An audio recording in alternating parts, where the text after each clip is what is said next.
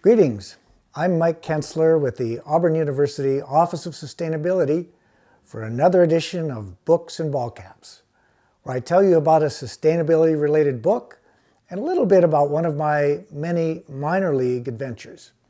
So the book I want to recommend today is called Clean Disruption of Energy and Transportation by Tony Seba.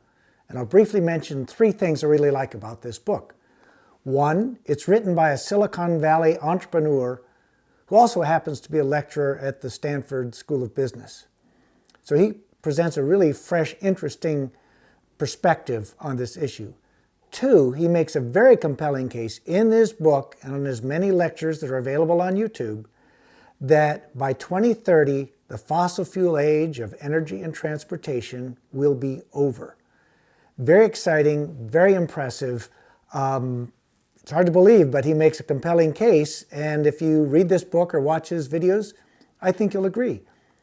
The last thing I want to mention about this book is that he also makes it very clear that we have to be very careful to examine our mental models, our world views, not to leave them unexamined, because when we do, we can find ourselves being left behind as the world changes, as it does ever more rapidly all the time.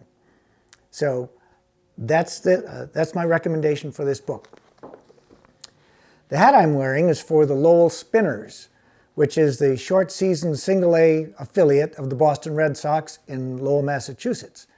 And they're called the Spinners because it's a tip of the ball cap to the history of Lowell, which was the first major textile industry town in the United States. In fact, Lowell, and I didn't know this until I went to the national park there, was the cradle of the American Industrial Revolution. And what's really cool to me is that the folks who developed these textile mills not only wanted to make money from textiles, but they tried very hard to meet the social welfare needs of their employees. They paid a decent wage.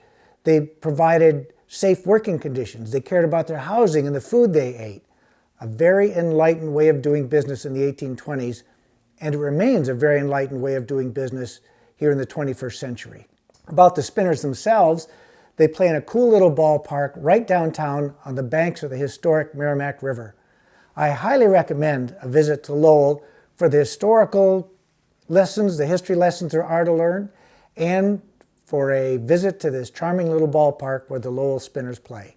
And that's it for this edition of Books and Ball Caps. I will see you at the ballpark.